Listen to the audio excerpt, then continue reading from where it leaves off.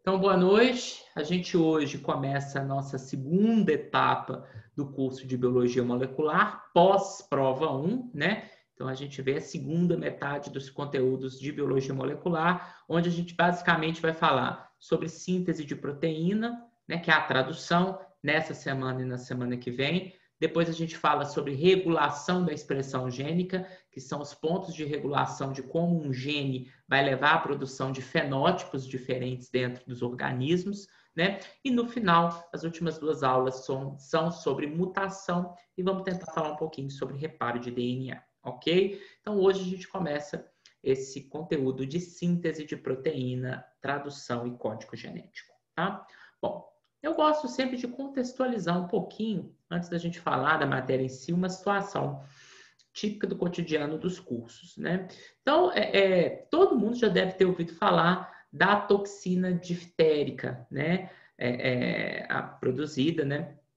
Na doença que recebe o nome, né, de difteria. Então, a difteria é causada pelos efeitos, né, prejudiciais da toxina diftérica. Bom, a infecção, né, pela bactéria Corium ou bactéria difteria causa como principais sintomas a infecção na região do trato respiratório, principalmente no nariz, na questão das tonsilas palatinas e da orofaringe. É muito comum a gente ter esse quadro infeccioso acompanhado com sangramento, né, dessa região nasal, bem como prostração grave, aceleração do pulso, dos batimentos cardíacos, né, paralisia, né, principalmente paralisia respiratória, torpor, coma, e esse quadro evolui para a morte, tá? A difteria, gente, no século 17 a 18, foi a principal causa de morte infantil no mundo temperado. Isso quer dizer, principalmente na Europa e na América do Norte, tá? Basicamente, a associação do uso de antibióticos, né, antibiótico-terapia e a imunização, depois do desenvolvimento da vacina contra a difteria, levaram ao controle dessa doença, tá? E o que causa a difteria, né? Como eu disse, a infecção pela bactéria Corynebacteria diphtheriae, que é essa mostrada aqui, essa bactéria produz uma toxina chamada de toxina diftérica. Então, o efeito prejudicial da difteria não é a bactéria internalizar numa célula e matar a sua célula, como o coronavírus faz, mas o efeito nocivo, a patologia causada pela bactéria Corynebacteria diphtheriae é causada por uma toxina, uma substância que a bactéria secreta para fora dela e essa substância entra nas suas células e causa os efeitos prejudiciais. A ação da toxina basicamente é inibir uma proteína que contribui no processo de tradução das suas células. A toxina diftérica entra na célula do hospedeiro, no caso do ser humano, e inibe o fator de alongamento EF2. E aí, nessa imagem retirada de um artigo, a gente vai ver mais ou menos o que acontece. Então, observem aqui, por gentileza, que a toxina diftérica, então, ela tem um receptor localizado na membrana plasmática das células, principalmente do nosso trato respiratório, e quando a toxina diftérica se liga a esse receptor, ela induz uma endocitose, que é a entrada de substâncias utilizando invaginação da membrana, e através da endocitose, a toxina diftérica é internalizada para dentro da célula hospedeira humana. A toxina diftérica ela tem duas subunidades, A e B. A subunidade A abandona a vesícula e se liga ao fator de alongamento EF2. Quando não tem toxina diftérica, esse fator de alongamento se liga a um ribossomo em tradução e contribui para o alongamento, para o crescimento da proteína que está sendo traduzida naquele ribossomo. Entretanto, a subunidade A da toxina diftérica, ela vai se ligar a esse fator de alongamento EF2 e impedir que esse fator se ligue no ribossomo. Dessa forma, portanto, sem o fator EF2, o ribossomo não se movimenta em cima de um RNA mensageiro e, portanto, não ocorre a montagem da proteína. Por consequência, a toxina diftérica tem como principal efeito bloquear a síntese proteica nas células humanas, levando à morte das células e todos os sintomas associados a essa doença causada pela toxina produzida pela bactéria, tá? Esse exemplo que eu estou trazendo para vocês evidencia a importância do processo de tradução para a função celular, uma vez que uma toxina consegue bloquear um fator envolvido na tradução e esse bloqueio gera a morte da célula humana, fica claro que a tradução é um processo biológico fundamental para a manutenção da vida em qualquer organismo. Ok? Bom, esse exemplo eu trago aqui na aula mais focado para o pessoal da biologia. Mas como agora eu dou aula para 2 cursos, eu trouxe um exemplo para o pessoal da veterinária, para a gente introduzir esse assunto de tradução. E eu vou falar da minha doença que eu mais gosto, que é a mastite. Só um minutinho, gente, eu volto agora.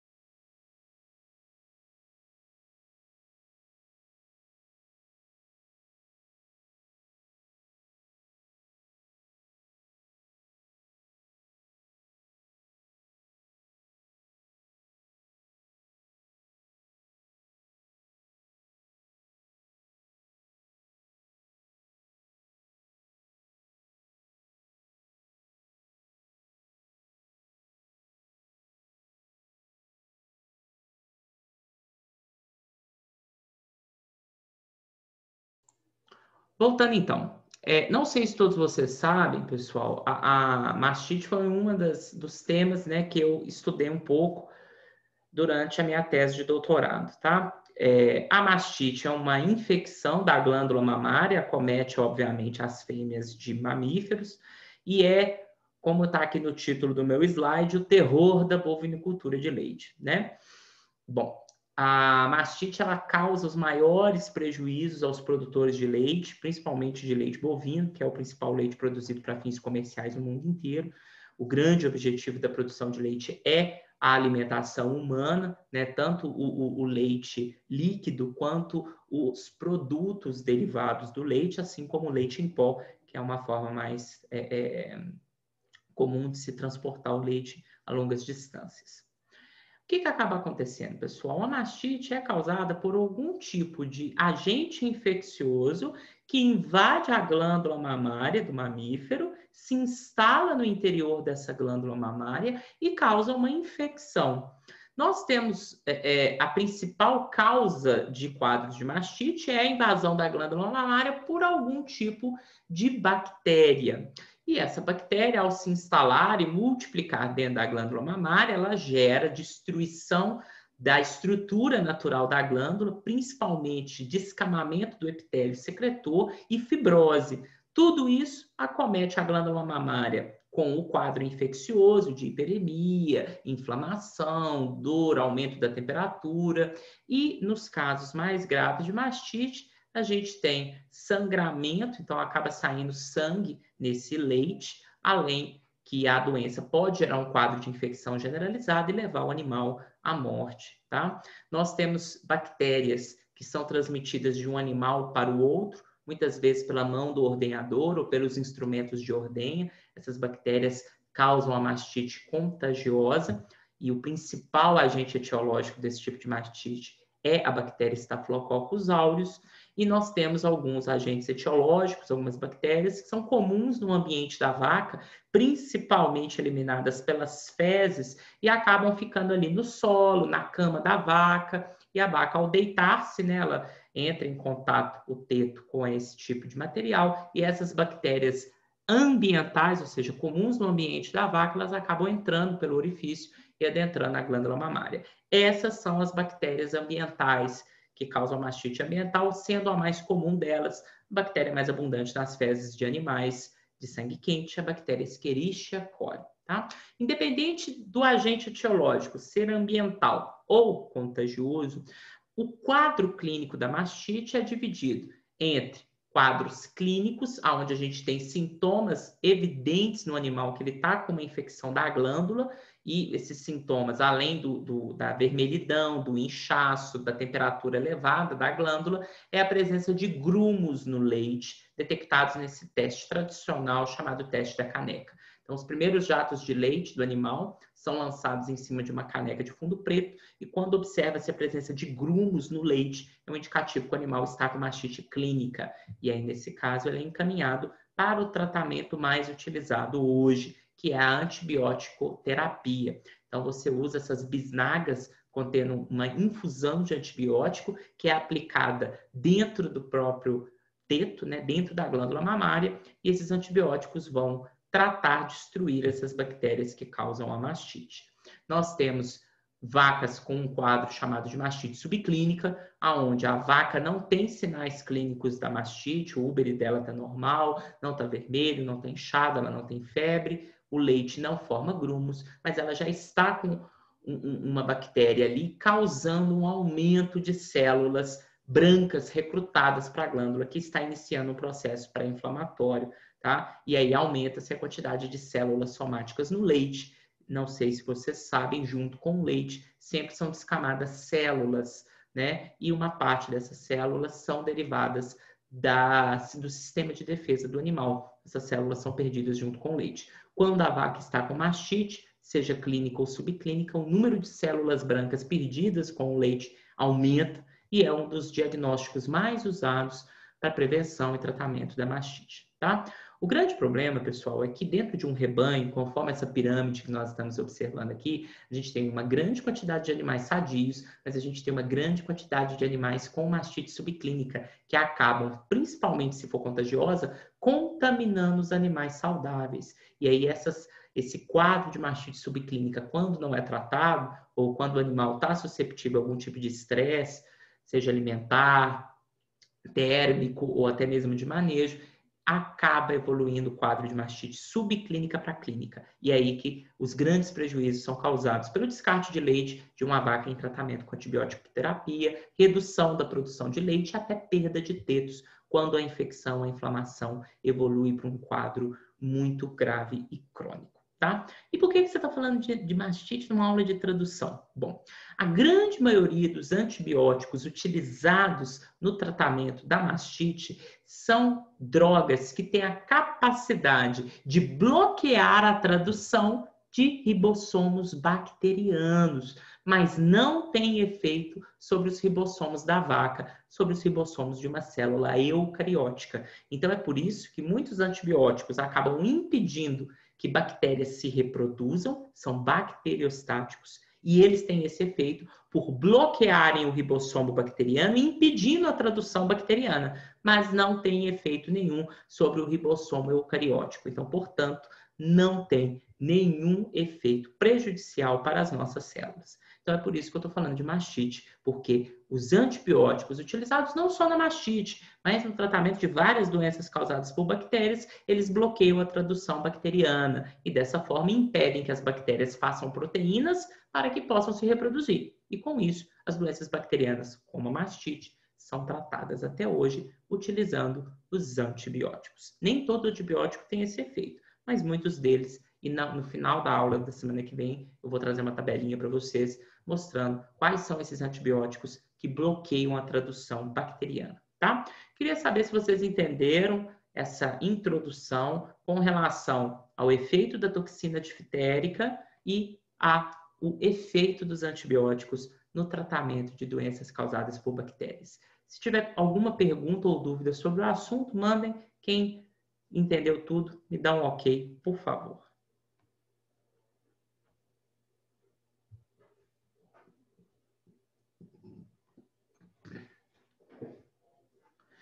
Gabriel deu ok, David ok, Denise, Gabriel Crispim, James, Nathan, Júlia. O Leonardo perguntou, só para esclarecer, a toxina bloqueia a tradução?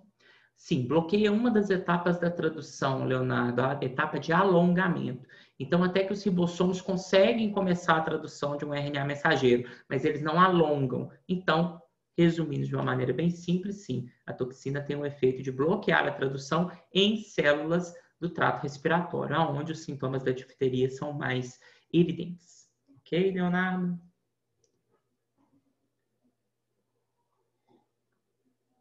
Karina não viu seu ok. Tudo bem? Anderson também não viu seu ok.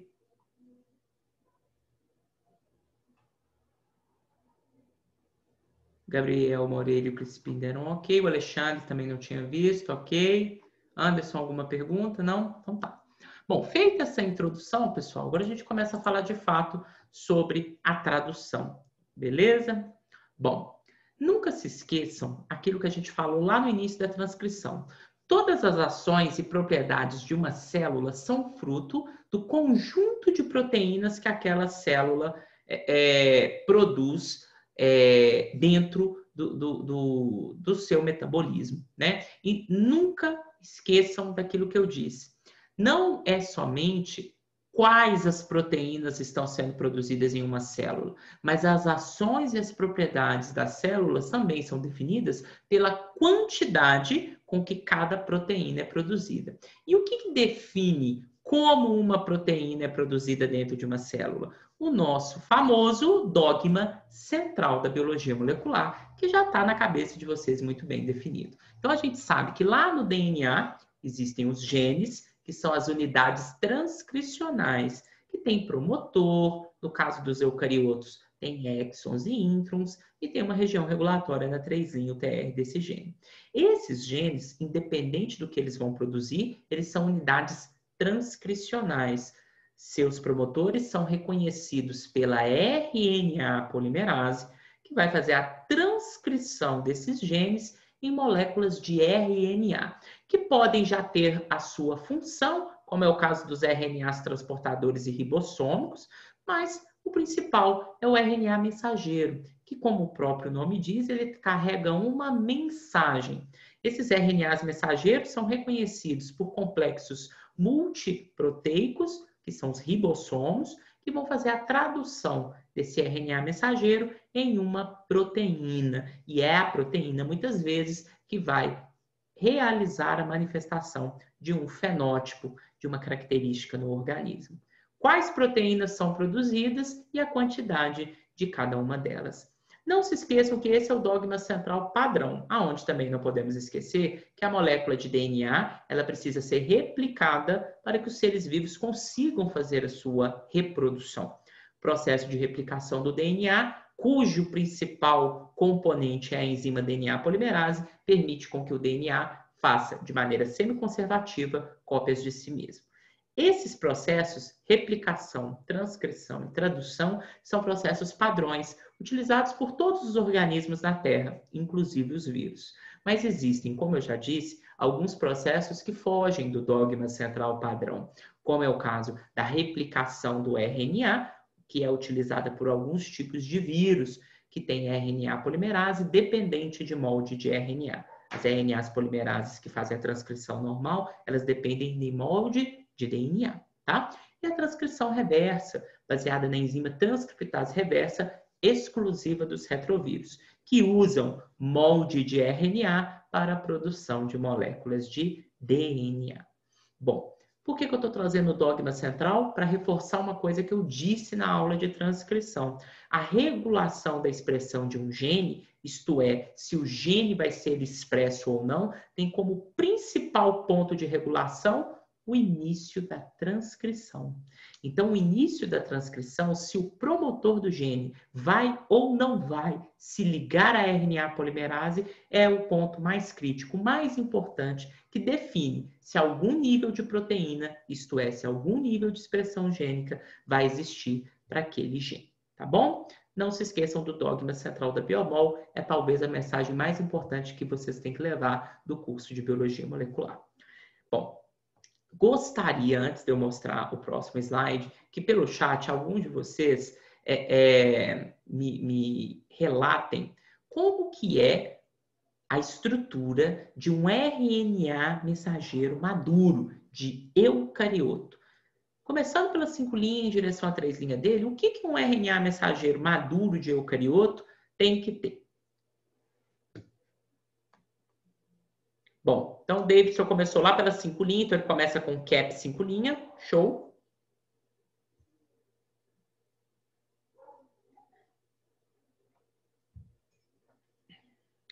Calma, Amanda, a cauda CDT não está no RNA mensageiro, ela está na RNA polimerase, beleza?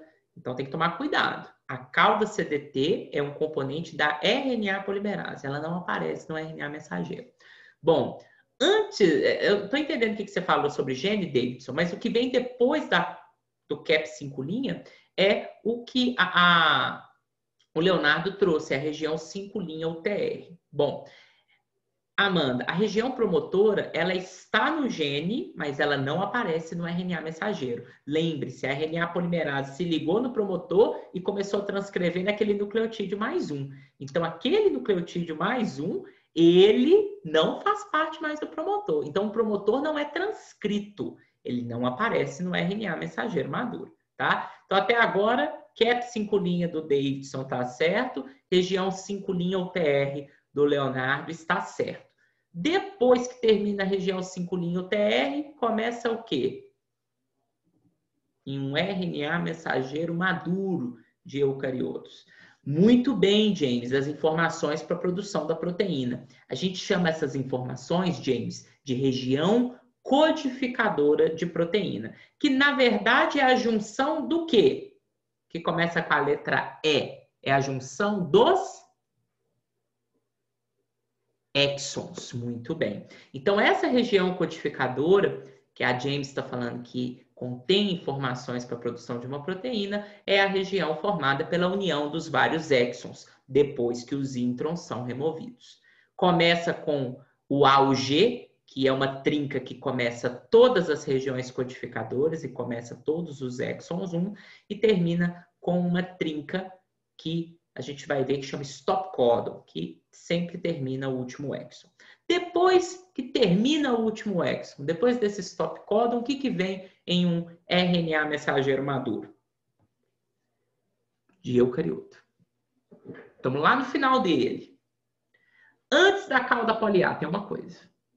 Muito bem, tem um pedacinho de região 3' UTR que foi transcrita, mas não será mais traduzida, porque a tradução vai parar no stop codon. E aí sim, depois da 3' UTR, a gente tem a cauda poliar, tá? Bom, explicamos tudo, mas é importante sempre ter a imagem para vocês construírem um conceito.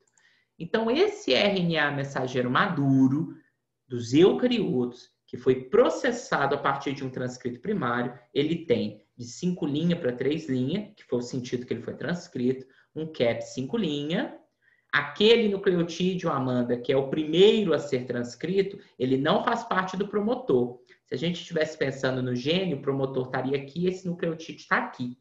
Ele que começa a aparecer no RNA mensageiro. Então, portanto, Amanda, o promotor não aparece aqui no RNA mensageiro maduro, tá?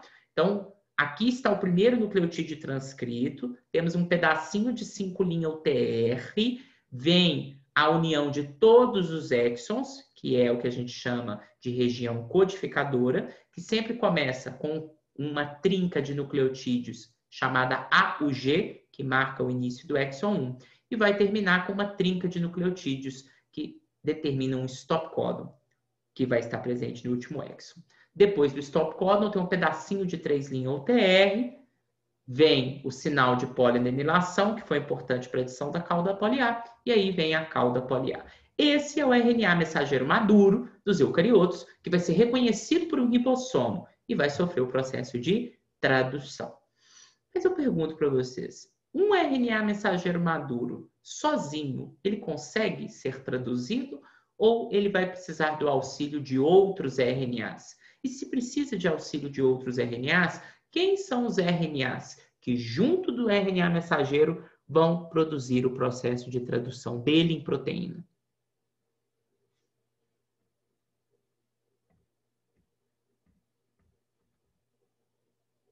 Muito bem, Davidson e Leonardo. Além do RNA mensageiro, nós temos a participação do RNA transportador e do RNA ribossômico. Então, todos esses três tipos de RNA estão envolvidos no processo de tradução, tá? Antes de eu passar o slide, qual que é a função do transportador e do ribossômico dentro do processo de tradução?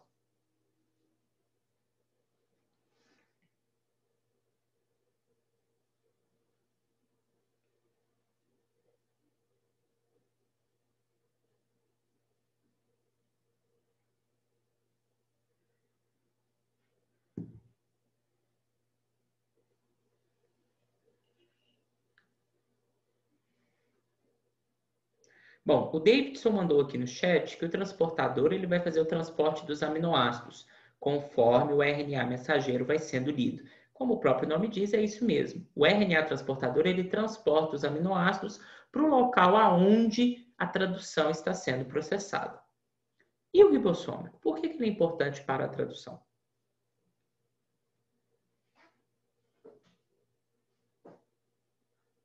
Como o Leonardo está aqui colocando, os ribossomos eles vão ser feitos, né, de RNA ribossômico em associação com algumas proteínas. E são esses ribossomos que vão, com base na leitura do RNA mensageiro, formar os polipeptídeos. Perfeito. Então, nunca se esqueçam que quando a gente está falando de tradução, o que é a tradução? É a síntese de um polipeptídeo com base em uma sequência de RNA mensageiro, usando como componentes obrigatórios o próprio RNA mensageiro, os RNAs transportadores e o ribossomo, feito de RNAs ribossômicos e de proteínas. O RNA ribossômico, como eu já disse, é o principal componente dos ribossomos e o ribossomo ele faz a intermediação da associação dos aminoácidos com a leitura do RNA mensageiro. Essa é a grande função dos ribossomos, que é basicamente formado por RNA ribossômico e por algumas proteínas. O RNA transportador, por sua vez, ele é um adaptador que transporta aminoácidos para os ribossomos em tradução e permite a conexão do código de nucleotídeos com o código de aminoácidos. Lembrem-se, a informação que está no RNA mensageiro, ela está codificada em nucleotídeos, que tem bases nitrogenadas adenina, uracila, citosina e guanina. Essa informação que está em nucleotídeos no RNA mensageiro, ela precisa ser traduzida para uma outra linguagem, a linguagem de proteína, que é formada pelos 20 aminoácidos, glicina, alanina, isoleucina, fenilalanina e todos aqueles que vocês aprenderam e decoraram na aula de bioquímica, tá? Então, quem faz esse meio de campo, essa conexão entre linguagem de RNA mensageiro, com 4 nucleotídeos, e linguagem de proteína, com 20 aminoácidos, quem faz essa conexão é o RNA transportador, à medida que o ribossomo vai se deslocando em cima do RNA mensageiro. E o terceiro componente obrigatório do processo de tradução é o RNA mensageiro, que contém a informação necessária para conectar os aminoácidos em ordem correta e produzir uma proteína adequada ao gene que transcreveu aquele RNA mensageiro. Então, o RNA mensageiro ele tem a receita da proteína. O RNA ribossômico forma o ribossomo, que é a fábrica de proteína. E o RNA transportador é como se fossem as tigelinhas aonde nós temos os ingredientes para fazer proteína, que são os aminoácidos. E esses RNAs transportadores fazem a leitura da informação do mensageiro, que que está no código nucleotídeos, AUGC, para uma linguagem de proteína, que está em aminoácidos, os 20 aminoácidos que a gente tem na natureza. Então, essa síntese de polipeptídeo com base em uma sequência de RNA é o processo de tradução. E aí eu pergunto para vocês, a gente já fez essa comparação, eu quero ver se vocês estão atenados. Quando a gente pensa na tradução, comparando eucarioto e procarioto, o que tem de diferença com relação ao processo de tradução em pro e eucariotos?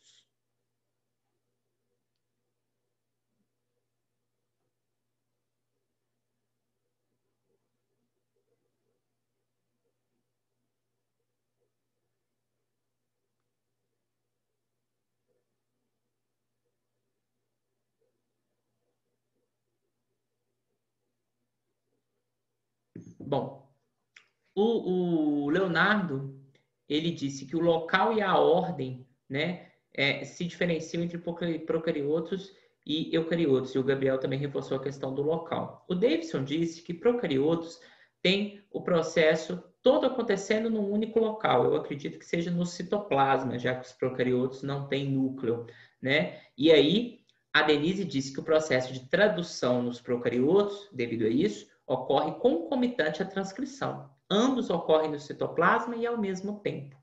Como o eucarioto tem núcleo, o Davidson está apontando que uma parte desses processos moleculares ocorre no núcleo, a transcrição, e depois outra parte desses processos moleculares ocorre no citoplasma. E vocês todos têm razão, é isso mesmo.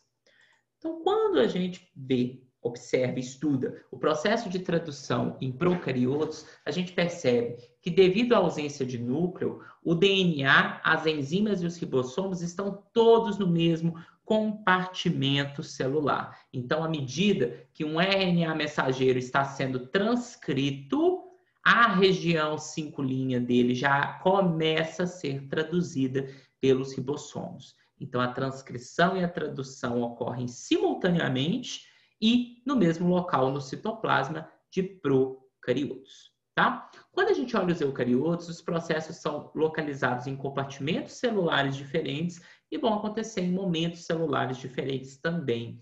A gente percebe em eucariotos que a transcrição e o processamento do RNA mensageiro ocorrem no núcleo e a tradução ela ocorre posteriormente no citoplasma. Mas mesmo com essas diferenças, a gente pode dizer que os componentes, isto é, aquilo que participa do processo de tradução, ribossomo, RNA mensageiro e RNA transportador. E o processo geral, como a tradução ocorre, são muito similares entre os organismos eucariotos e procariotos. Tem diferença? Tem. O ribossomo procariótico é um pouquinho diferente do ribossomo eucariótico. Mas, de maneira geral, os componentes e o processo geral de tradução são muito conservados, tá? E a diferença básica entre esses organismos é a localização dos processos no tempo e no espaço dentro da transcrição e tradução. Em procariotos ocorrem no citoplasma ao mesmo tempo, em eucariotos a transcrição é nuclear, assim como o processamento do RNA mensageiro, a tradução é citoplasmática. E uma transcrição primeiro, a tradução depois, tá? Bom, antes de eu passar para o próximo slide, eu pergunto para vocês: o que é uma proteína e qual a importância das proteínas? Primeiro, o que é uma proteína? Segundo, qual a importância das proteínas, que são produto da tradução?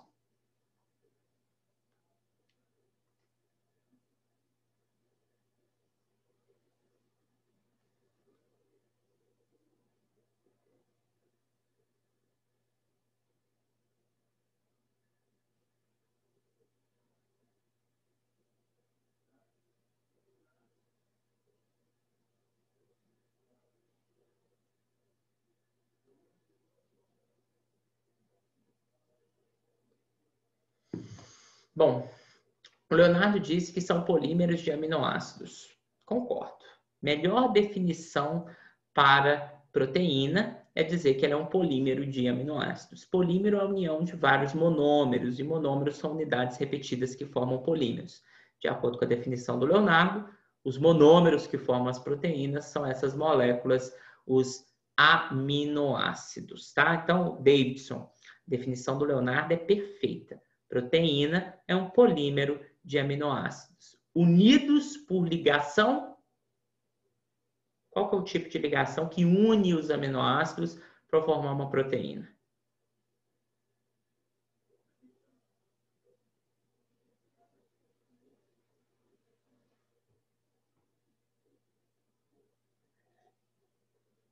Muito bem, Leonardo, são as ligações peptídicas. Então, para deixar a definição do Leonardo impecável, proteínas são polímeros de aminoácidos produzidas, unidos por ligações peptídicas.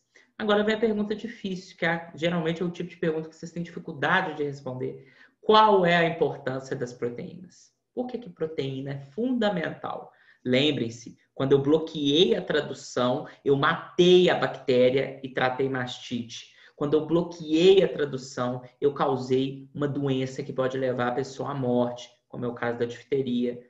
Então, por que bloquear a tradução é tão importante? Porque o produto da tradução é importante, proteína. Qual a importância da proteína, de proteína, para os organismos? Bom, o Leonardo disse que algumas proteínas catalisam reações químicas, as famosas enzimas. Boa. Também são importantes para a comunicação celular. Boa. Mas o que mais? Só essas duas coisas não levariam a uma morte de uma célula porque você bloqueou a tradução. Tem que ter mais importâncias. Quais são as outras?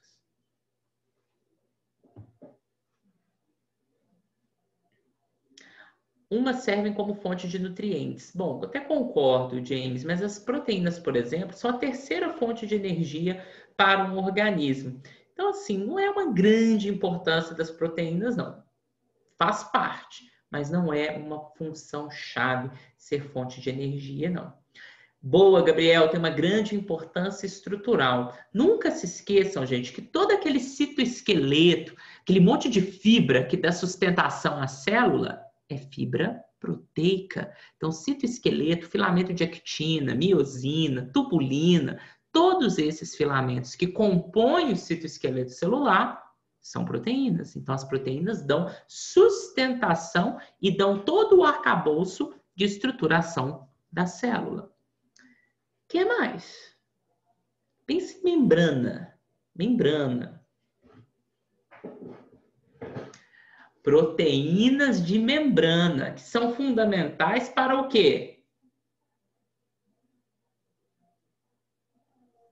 Transporte de substâncias. As substâncias entram e saem da célula, muitas delas por intermédio de proteínas de transporte. Então, a célula consegue adquirir nutrientes e consegue jogar produtos do metabolismo para fora, graças às proteínas de membrana.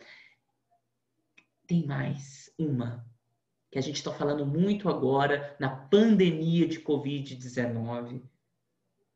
Tem um tipo de proteína fundamental, que toda hora que a gente quer falar sobre imunização, a gente fala dela. Muito bem, os anticorpos. Então, os anticorpos são uma proteína que protege o nosso organismo contra tudo que é estranho, contra tudo que é não próprio. A Amanda vai trabalhar com os alunos da veterinária e com os da biologia a imunologia, que estuda as várias formas pelas quais o organismo protege contra aquilo que não é próprio. E uma das estratégias do sistema imune é a produção dos anticorpos, que são proteínas de defesa. Então, quando a gente pensa na importância de proteína, fica claro por que o bloqueio da tradução gera a morte dos organismos, porque as proteínas são fundamentais para a vida, tá? Então, conforme nós dissemos, as proteínas têm uma importância extremamente ampla, porque grande maioria das proteínas que catalisam reações químicas e permitem com que o metabolismo aconteça são enzimas. As proteínas são componentes estruturais da célula e, portanto, formam o arcabouço de sustentação da membrana e os filamentos do citoesqueleto. Muitas proteínas atuam como transportadores de substâncias na membrana plasmática. atuam na comunicação de uma célula com a outra. Exemplo, muitos neurotransmissores que são secretados por uma sinapse, são secretados em uma sinapse e reconhecidos em um outro neurônio, são proteínas. E, por fim, os anticorpos, que são proteínas de defesa, são fundamentais para a proteção do nosso corpo contra os agentes invasores. E quando a gente produz uma vacina, o nosso objetivo é induzir a produção desses anticorpos antes da infecção, tá? Bom, e o que é uma proteína? Como o Leonardo muito bem disse, é um polímero, isso quer dizer uma molécula formada pela união de muitos monômeros, cujo monômero são os aminoácidos. Então, a gente pode também falar que as proteínas são cadeias polipeptídicas formadas por união de aminoácidos. Nós temos na natureza 20 principais aminoácidos que se unem para produzir uma proteína por ligações peptídicas. E aí eu vou perguntar para vocês, quais são os 4 componentes, ou melhor, os 5 componentes de um aminoácido? O que tem que ter um aminoácido? Esses 20 aminoácidos têm 5 coisas. Quais são? Tem nitrogênio, tá, mas eu quero saber os componentes, Davidson, não necessariamente os átomos, tá? Concordo com você, os aminoácidos são moléculas nitrogenadas. Mas eu quero saber, ele tem um grupo tal, ele tem um grupo tal, ele tem um grupo tal, um grupo tal, todo mundo ligado num carbono. Então vamos lá, já falei que tem um carbono central, que é o carbono alfa. 4 grupos em volta, quem são?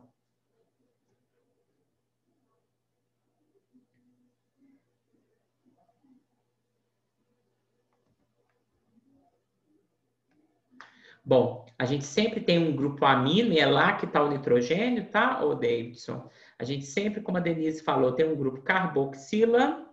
Faltam mais 2 grupos para ligar no carbono alfa.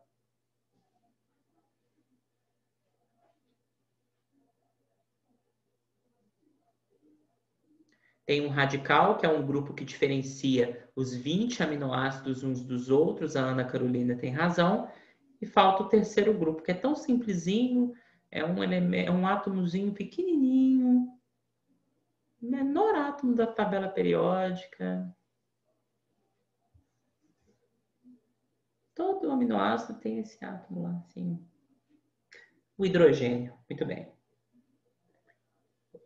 Então, vamos ver como é que é o aminoácido, vamos relembrar da aula de bioquímica. Então, olha aqui, a gente tem, então, formando esses 20 aminoácidos, um carbono central, que é o carbono alfa, ligado a um grupo amino, e é aqui que está o nitrogênio que você falou, Davidson.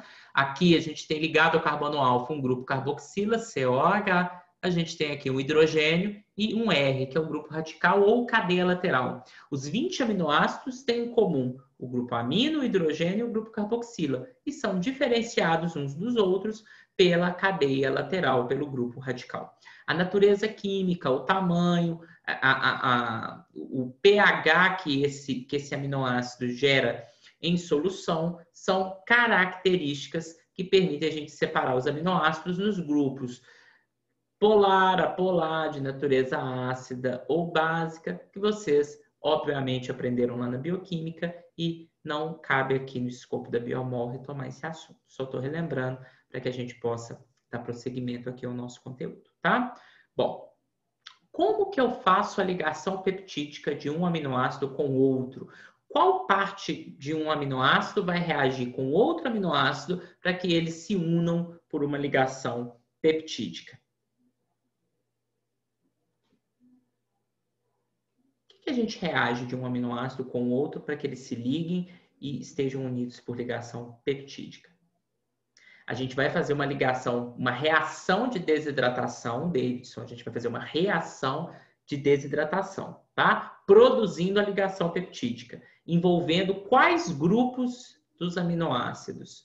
O Gabriel está falando que a gente vai reagir o grupo ácido, que é o carboxila, com o grupo amino. Tem a remoção de um elemento de água e aí a gente tem a ligação peptídica, que também foi o que o Leonardo mandou. Perfeito. Vamos relembrar? Então, observem aqui, pessoal. Aqui a gente tem um aminoácido 1, aqui a gente tem um aminoácido 2 e aqui a gente tem um aminoácido 3. Vejam que a ligação peptídica entre eles se dá quando a gente reage a hidroxila do grupo carboxila com o hidrogênio do grupo amino do outro aminoácido. Então, ao reagir a hidroxila com esse hidrogênio, OH com H, H2O, sai uma molécula de água e permanece uma ligação covalente, chamada de peptídica, unindo o carbono do grupo carboxila com o nitrogênio do próximo aminoácido. Ao unir o aminoácido 2 com o aminoácido 3, é a mesma coisa. Vamos reagir o grupo carboxílico, especificamente a hidroxila dele, com o grupo amino do próximo, especificamente um dos seus hidrogênios. A hidroxila com hidrogênio forma um elemento de água, que é removido, e o carbono da carboxila se liga de maneira direta por ligação covalente ao nitrogênio do grupo amino do próximo aminoácido. E essa ligação é a ligação peptídica, que é um tipo de ligação covalente, tá? Então, observem que em um polipeptídeo sempre vai ter um aminoácido que tem o seu grupo amino livre, não ligado a nada. Esse aminoácido representa a extremidade aminoterminal. E lá do outro lado do peptídeo, nós temos o último aminoácido contendo o grupo carboxila dele, sem ligar-se a nada. Então, este aminoácido aqui representa a outra ponta do polipeptídeo, da proteína, que é a extremidade carboxiterminal. Então, a gente pode dizer que toda proteína, toda cadeia polipeptídica tem sempre uma ponta aminoterminal, que representa um aminoácido cujo seu grupo amino não está ligado a nenhum outro, e também tem uma ponta carboxiterminal, que representa um aminoácido cujo seu grupo carboxila não está ligado a nenhum outro. Qual que é a nossa conclusão? Que assim como os ácidos nucleicos, as proteínas também têm o quê? Que começam com a letra P. Elas têm? Muito bem, Gabriel. Elas têm polaridade. Elas têm uma ponta aminoterminal e uma ponta carboxiterminal. O que representam essas pontas? Aminoácidos. Aminoácido cujo grupo amino não está ligado a nenhum outro, ponta aminoterminal, que é essa. Aminoácido que seu grupo carboxila não está ligado a nenhum outro, representa a ponta ou extremidade carboxiterminal, que no caso aqui do desenho é essa, tá?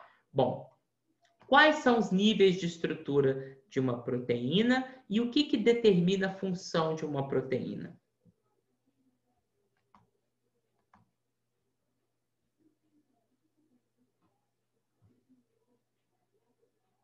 São 4 níveis de estrutura da proteína, concordo. Nem todas têm os 4, tá, Gabriel? 3 são obrigatórios, o 4º nível não é obrigatório. Quais são esses níveis?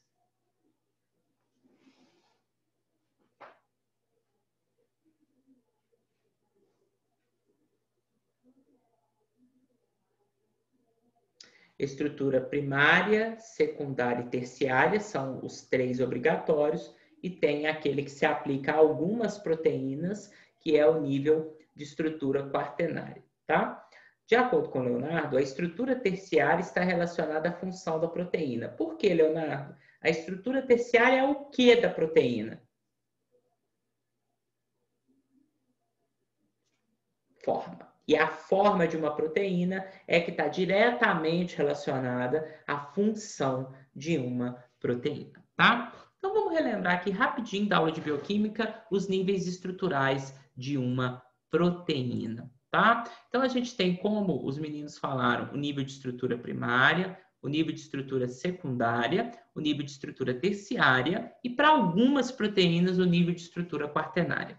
O que é a estrutura primária de uma proteína? Como está aqui no slide, é a estrutura que é baseada pura e simplesmente na sequência de aminoácidos.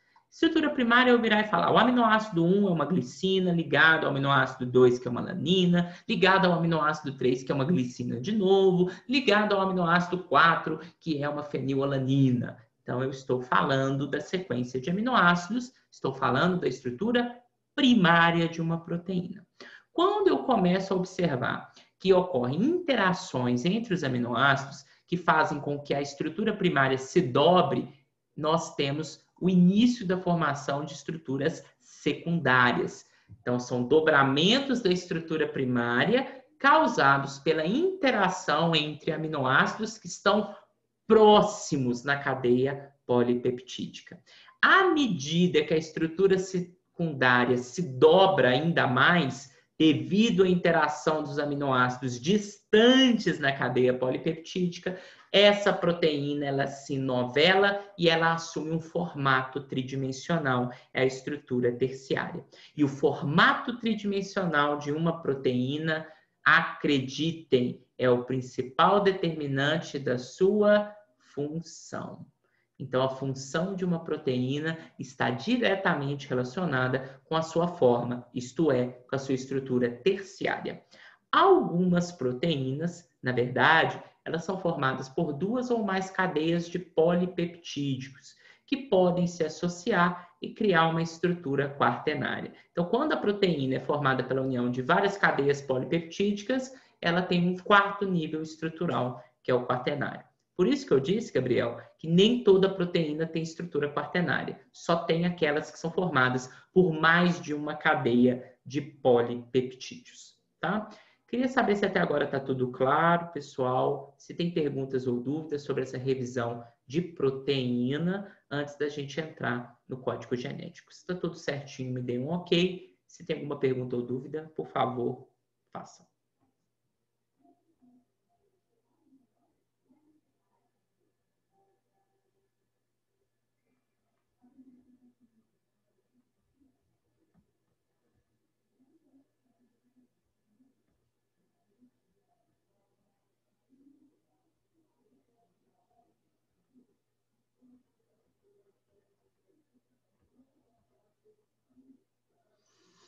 Bom, deixa eu ver aqui. Leonardo deu ok, James deu ok, Denise deu ok, Francimara deu ok. Chegou um pouquinho atrasado, né, Francimara? Depois você vê a gravação do que você perdeu para você acompanhar a aula toda, tá? Karina ok, Gabriel ok, Natan ok, Davidson, Ana, Maria Fernanda Anderson e Amanda também. Bom, agora a gente vai mudar de assunto, a gente começa a falar de código genético. O que é um código genético? Se eu ouvir para vocês e falo, código genético. O que é código genético para vocês hoje?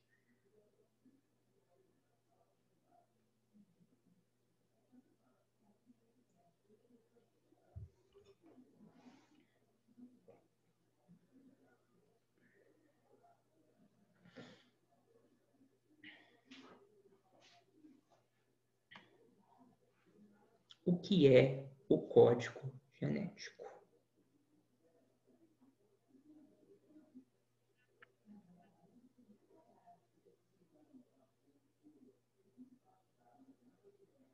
Nada.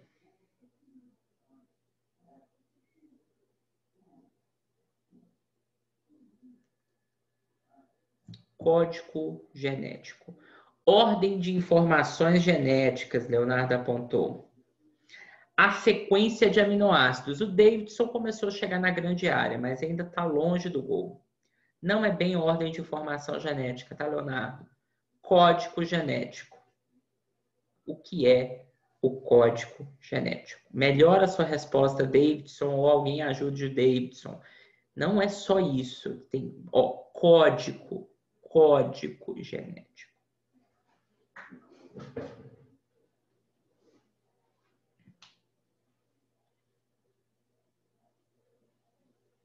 Uma sequência de aminoácidos que carrega e transmite uma informação, Gabriel Moreira disse, não é isso. O que é um código, gente? Para que a gente usa um código?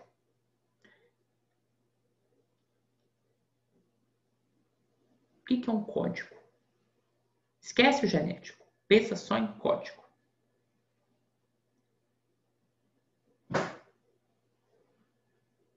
Permite passar informações. Então, é uma relação, um código é uma relação entre informações em uma linguagem e informações em outra linguagem.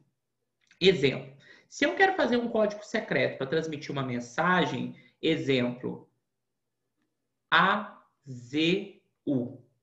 Isso aqui para vocês não tem nenhum sentido, mas se eu tiver uma relação que A é IF, Z é IU, é bom? Esse código permite com que vocês entendam o que eu quis dizer com essa informação aqui. Estão entendendo?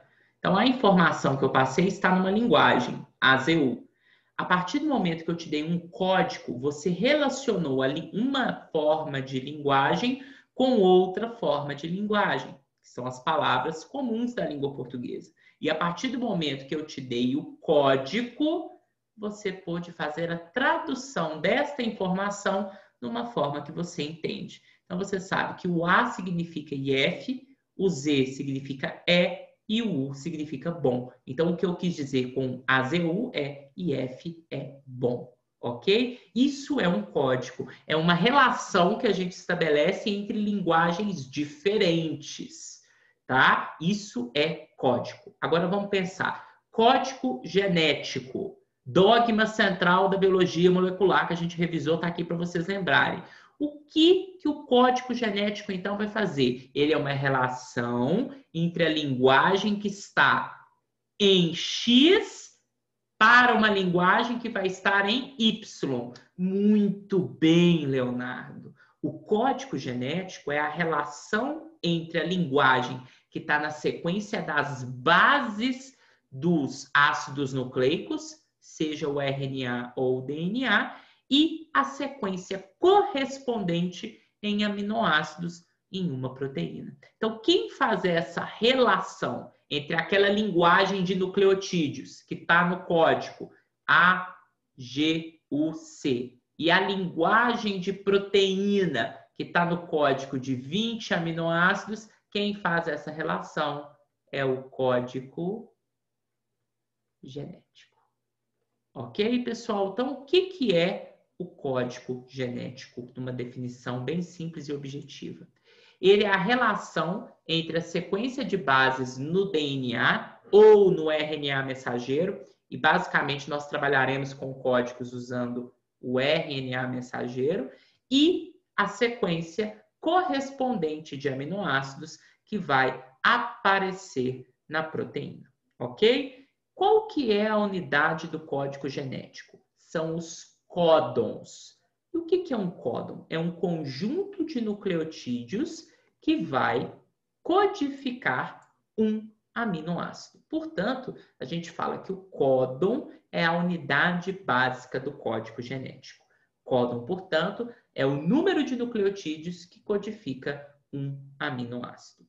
Em 1961, Francis Crick desenvolveu experimentos que permitiram a ele chegar à conclusão que o códon, isto é, a unidade básica do código genético, teria que obrigatoriamente ser formado por 3 nucleotídeos. Lembrem-se que dentro de uma molécula de RNA existem 4 nucleotídeos possíveis: adenina, uracila, citosina e guanina. Como os nucleotídeos podem se repetir num códon, por exemplo, pode ter um códon que é U. 3 nucleotídeos iguais que se repetem.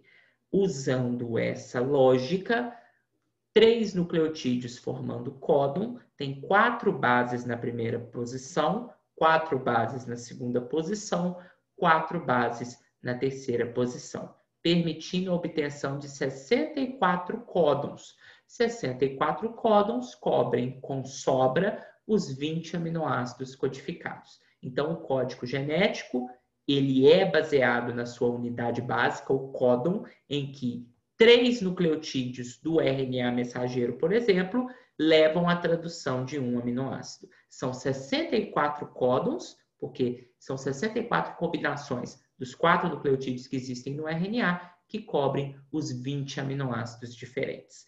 Em 1961, o Francis Crick, que descobriu isso, ele apresentou a seguinte frase, que o código genético é a tabela periódica da biologia molecular. Então, assim como vocês se baseiam na tabela periódica na química, na biologia molecular, a nossa tabela periódica é a tabela do código genético, que é uma tabela que vai associar os códons com os aminoácidos que eles codificam, tá? Bom, eu vou escrever uma sequência de RNA mensageiro, tá? E eu gostaria que vocês me falassem quais são as formas que a gente pode ler essa sequência, tá? Eu vou escrever ela bem pequenininha e eu quero que vocês mandem no bate-papo as formas que a gente poderia ler os códons, tá? 5 linha, AUG, GGG, CUA. Como eu posso ler esses códons?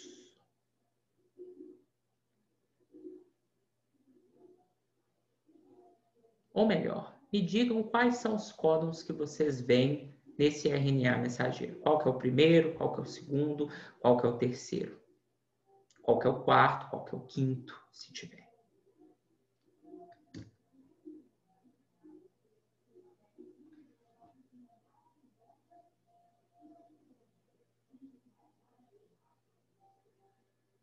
Bom, o Gabriel disse que o primeiro códon é o AUG,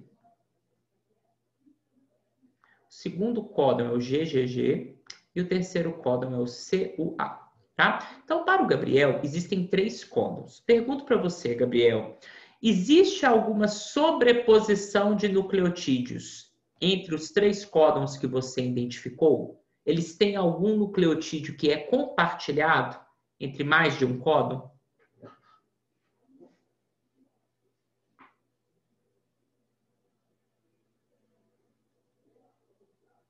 Eles têm? Qual que é o nucleotídeo que é sobreposto entre eles? Eu não consegui ver. Olha para você ver. AUG, primeiro códon. GGG é o segundo códon. CUA é o terceiro códon. Não existe nenhum nucleotídeo, Gabriel, que pertence a 2 códons ao mesmo tempo. Concorda? Então, esse tipo de código genético que o Gabriel propôs é o que a gente chama de código genético não sobreposto, ou também chamado de não superposto. O que isso quer dizer? Os nucleotídeos de um códon não se sobrepõem com os nucleotídeos dos próximos códons. Trocando em miúdos, todo nucleotídeo pertence a apenas um códon. Ele não é compartilhado entre 2 ou 3 códons. Essa é a forma mais óbvia da gente ler os códons de um RNA mensageiro. Mas será que existe outra forma de ler os códons? Olhem para essa sequência e pensem num outro jeito de ler os códons em cima deste RNA mensageiro.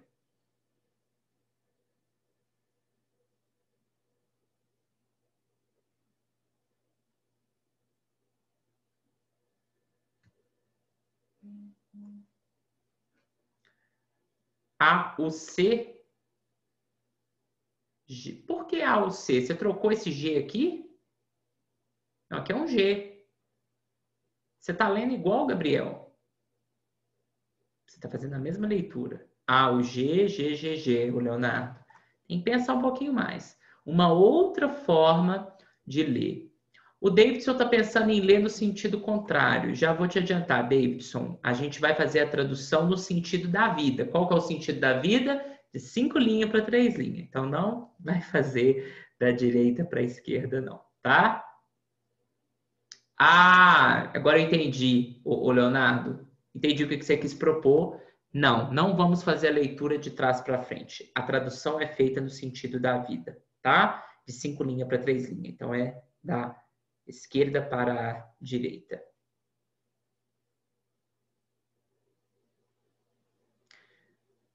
A Karina está propondo da gente ler o G, GGG e CUA. Não sei de onde você tirou o GCU, não, mas não concordo. Eu vou anotar aqui de novo. Eu vou mostrar para vocês um outro jeito da gente fazer essa leitura que vocês não estão conseguindo enxergar, porque ele é muito estranho, mas ele é possível. Só um minutinho.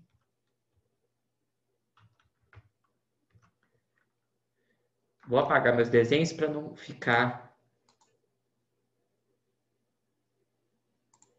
Então, a gente tem aqui o nosso RNA mensageiro, 5 linhas, A, U, G, G, G, G, C, U, A, 3 linhas. Bom, o que vocês estão enxergando é a forma mais óbvia de fazer a leitura dos códons, que é o código genético não sobreposto. AUG é um códon, GGG é outro códon, CUA é o terceiro códon. Mas a gente tem uma outra forma de ler o código genético, que é o código genético sobreposto ou superposto. Olha como é que vai ser. O primeiro códon vai ser o AUG. Mas o segundo códon usa 2 nucleotídeos aqui e pega um terceiro da frente, ou seja, o segundo códon vai ser UGG. E aí o terceiro códon, ele vai pegar o último nucleotídeo aqui e mais 2 aqui. Então, o terceiro códon é GGG. O quarto códon é aquele que só usa nucleotídeos aqui. O quarto códon, então, é o GGG. O quinto códon usa 2 nucleotídeos daqui e um terceiro de cá. O quinto códon é o GGC. O sexto códon usa esse último nucleotídeo e 2 de cá. Então, o sexto códon é G, C e U. E assim sucessivamente. Então, essa outra forma que a gente poderia ler o código genético é o que a gente chama de código genético não sobreposto, código genético não superposto. Bom, as duas formas de código genético são possíveis, mas isso não quer dizer que as duas ocorrem. Uma delas é a forma correta de leitura do RNA mensageiro e dos códons. A outra não ocorre em nenhum ser vivo. É óbvio, né, gente, que o código genético ele é lido de maneira não sobreposta, não superposta, tá? Bom, então, gente, os tipos de código genético que poderiam acontecer, conforme eu já expliquei agora, só organizando e retomando, é o código genético não superposto ou não sobreposto, onde os aminoácidos em sequência são especificados por códons consecutivos. É o que a gente viu. Aqui está a sequência de nucleotídeos. No código genético não superposto ou não sobreposto, vejam, os aminoácidos são codificados por códons consecutivos, sem sobreposição. Isto é, cada códon tem 3 nucleotídeos que são só dele. Os códons não compartilham nucleotídeos entre si. Essa é a forma que todos os seres vivos têm de leitura do seu código genético. Em 1961, foram feitos experimentos de alteração de nucleotídeo e análise de qual aminoácido era alterado, que permitiram a conclusão pelo Crick que o código genético era assim, não superposto. Mas aqui na aula de Biomol é importante a gente frisar que outra possibilidade não ocorre nos seres vivos, mas outra possibilidade seria fazer a leitura do código genético superposto ou sobreposto, aonde os aminoácidos são determinados por códons que têm bases consecutivas em comum. Nesse pequeno RNA mensageiro, se o código genético fosse superposto, a gente teria o primeiro códon o A, o segundo códon o AC, o terceiro códon ACG e assim sucessivamente. Mas reforço que não existe leitura de código genético sobreposto nos seres vivos.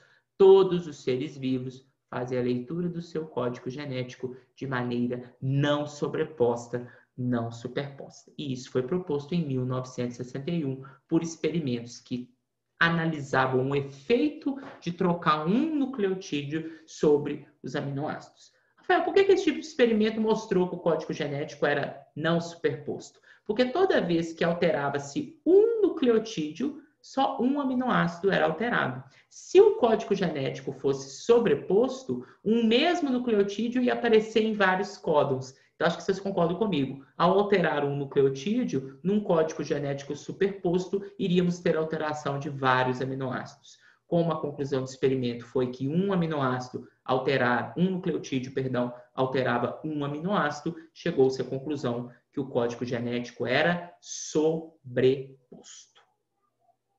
Não sobreposto, perdão. Ok? Bom, então, como a gente já disse, esse código genético é a relação entre a sequência de bases do RNA e a sua correspondência em aminoácidos na proteína. Esse código genético que a gente vai ver foi construído por experimentos feitos por Nirenberg e Mattei em 1961. Eles tinham no laboratório uma enzima chamada polinucleotídeo fosforilase, que consegue unir nucleotídeos de RNA sem a necessidade de molde. Então, eles detectavam o polipeptídeo em tradução in vitro com aminoácidos marcados radioativamente. Então, o que eles faziam? Eles faziam um polipeptídeo de RNA mensageiro com a sequência que eles queriam. Exemplo, poliuracilase. Então, ele fazia um RNA mensageiro lá no laboratório, usando essa polinucleotídeo fosforilase, cheio de U. Pegava esse nucleotídeo, colocava numa infusão de extrato celular, que tinha toda a maquinaria de tradução, e via qual que era a proteína que era formada pelos 20 aminoácidos que ele tinha. Então, por exemplo, ele percebeu que tinha produção de proteína apenas no tubo que ele colocou fenilalanina. Então, ele percebeu que a trinca UUU codificava várias fenilalaninas. Então, UUU produzia fenilalanina. Então, os caras fizeram vários polinucleotídeos com as várias sequências possíveis de trincas, as 64 combinações, e foram detectando qual tipo de aminoácido era produzido. E aí, voa lá, o que os caras construíram? Essa tabelinha, que é a tabelinha de código genético, tá?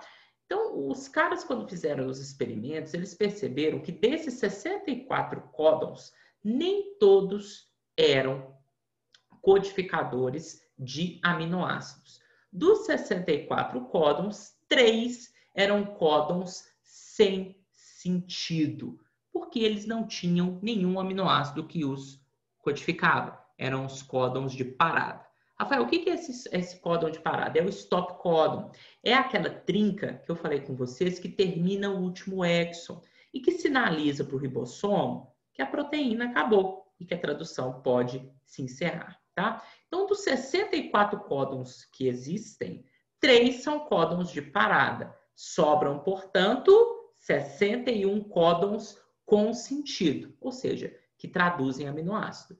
Mas se a gente só tem 20 aminoácidos diferentes, qual que é a conclusão óbvia? Se eu tenho 61 códons e 20 aminoácidos para codificar, que alguns aminoácidos são codificados por mais de um códon. E esses códons que codificam para o mesmo aminoácido são o que a gente chama de códons sinônimos. Vou dar um exemplo para vocês. O aminoácido leucina, ele é codificado por 6 códons. Então, a trinca UUA, UUG, CUU, CUC, CUA e CUG, todos esses códons são sinônimos, porque eles codificam para um mesmo, aminoácido, tá? Então, a gente pode dizer, portanto, que o código genético, por isso, é redundante. E é a primeira característica do código genético. Ele é redundante porque ele tem 64 códons, 3 são stop códons de parada, sobram 61 códons para codificar 20 aminoácidos diferentes, fazem com que alguns aminoácidos sejam codificados por mais de um códon. E esses códons que codificam para um mesmo aminoácido são sinônimos, ok? Os RNAs transportadores são adaptadores que carregam os aminoácidos em direção aos ribossomos. Então, nós temos RNAs transportadores que se ligam a um mesmo aminoácido, porque cada códon, eles se ligam a um RNA transportador diferente na hora da tradução, tá?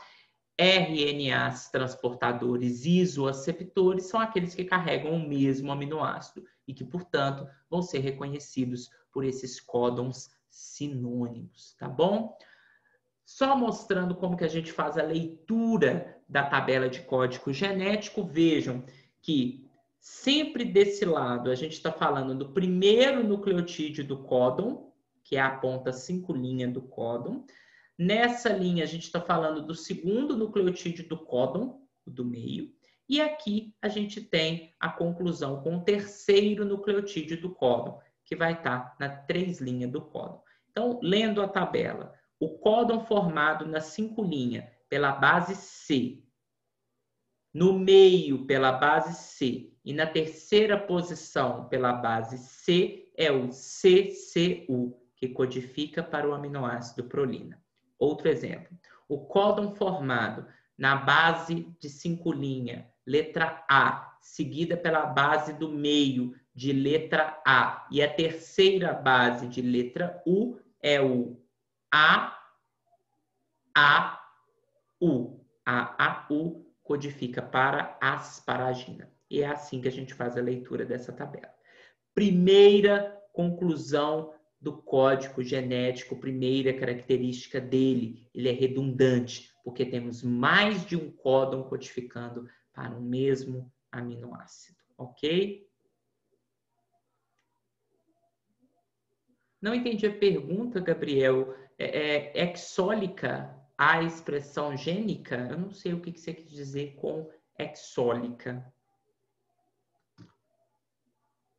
Bom, na verdade não, Gabriel. O que eu quero mostrar aqui agora é o seguinte. Talvez no próximo slide te responda talvez o que você quer perguntar.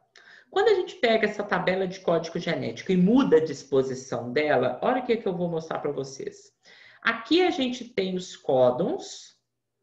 Então, como vocês podem ver, a gente está vendo a redundância do código genético. Vejam que alguns aminoácidos eles são codificados por muitos códons, enquanto outros aminoácidos são codificados por poucos códons. Exemplo, a metionina só tem um códon, o triptofano só tem um códon, tirosina tem 2. Por outro lado, a leucina tem 6, a arginina tem 6, a alanina tem 4, a glicina tem 4. O que será que explica que alguns aminoácidos têm muitos códons que os codificam e outros aminoácidos têm poucos códons que o codificam? O que está por detrás dessa distribuição desigual de códons entre os aminoácidos que formam uma proteína?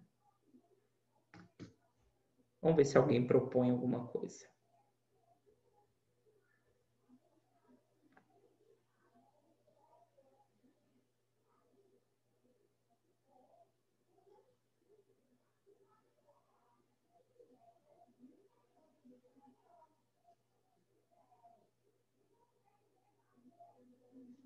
Boa, Leonardo. A quantidade com que esses aminoácidos são encontrados nas proteínas é que diferencia essa distribuição desigual. Por exemplo, um dos aminoácidos mais comuns nas proteínas encontradas em qualquer organismo, pasmem, é a arginina, leucina e glicina. E a serina. Por quê? São aminoácidos relativamente pequenos e que são utilizados na estruturação proteica de quase todo tipo de proteína que existe. Se eles são muito presentes nas proteínas, faz todo sentido ter muitos códons para codificar esses aminoácidos. Agora, gente, o triptofano é um trombolho, ele tem um anel lá de composto fenólico, o negócio é um trombolhão. É muito raro encontrar triptofano em proteína. Portanto, somente um códon aparece. E a metionina, apesar de ser o primeiro aminoácido de todas as proteínas, ela tem uma ocorrência também muito baixa no resto da proteína, explicando aí por que a gente tem poucas metioninas. Então, eu reforço que o código genético é redundante, é a primeira característica do código genético. Por quê? Porque nós temos muitos códons codificando o mesmo aminoácido, os códons sinônimos. E essa distribuição desigual de códons por aminoácidos está diretamente relacionada ao que o Leonardo propôs, a essa quantidade, essa utilização dos aminoácidos nas proteínas. Então, quanto mais códons um aminoácido tem, provavelmente é porque a ocorrência dele nas proteínas é a maior, ok? Bom, tá diminuindo para mais alguém, gente? Aqui no meu computador acho que tá tudo certo. Voltou ao normal, estão me ouvindo? Então, talvez seja aí, o Gabriel, dá uma olhada aí na sua conexão. Tranquilo? Bom, então a primeira característica do código genético é que ele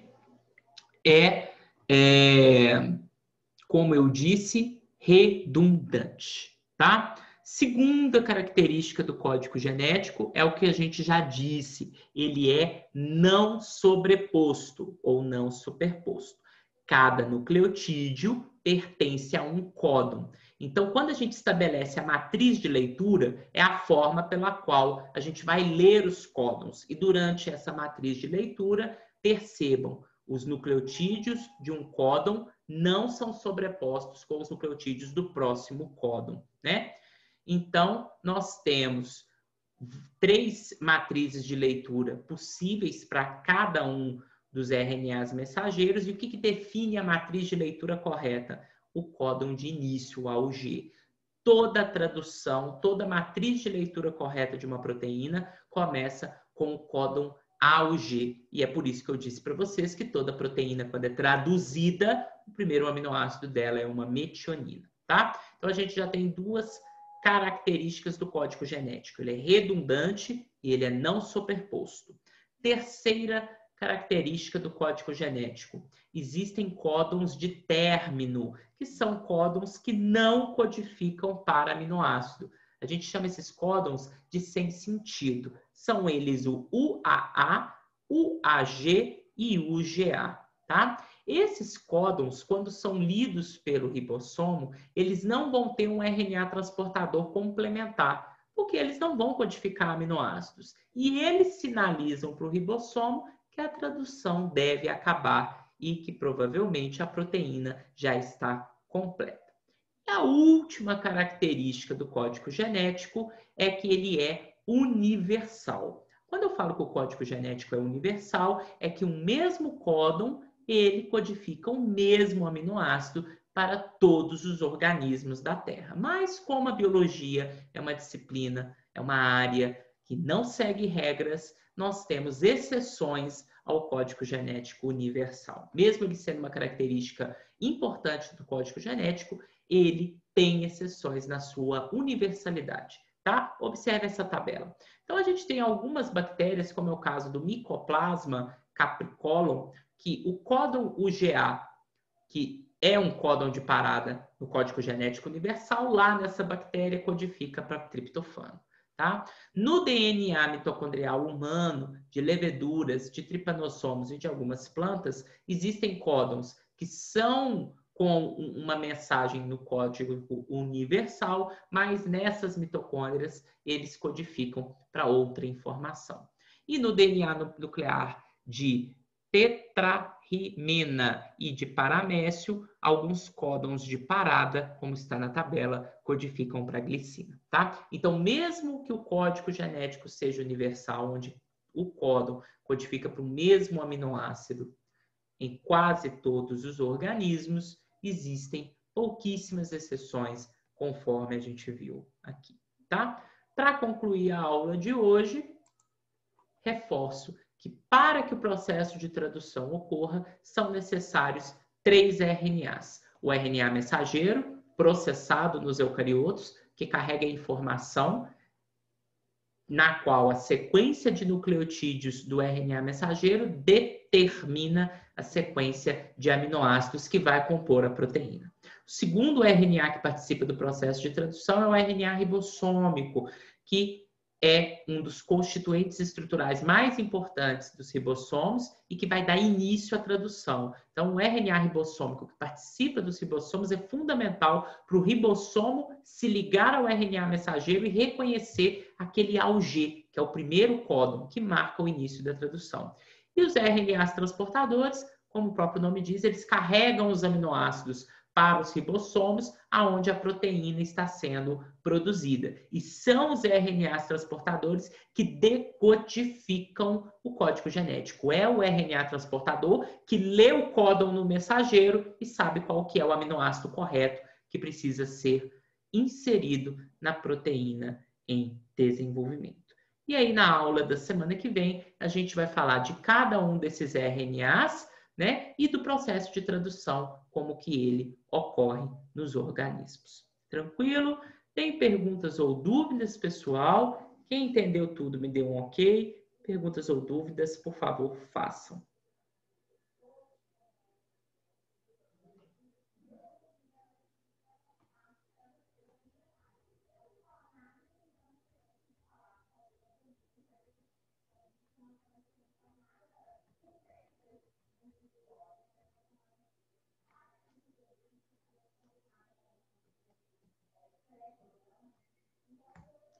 Bom, todos deram ok, então eu acredito que não tem dúvidas, tá? Então, pessoal, eu vou encerrar a aula, vou encerrar a gravação e na semana que vem a gente dá continuidade ao estudo da tradução.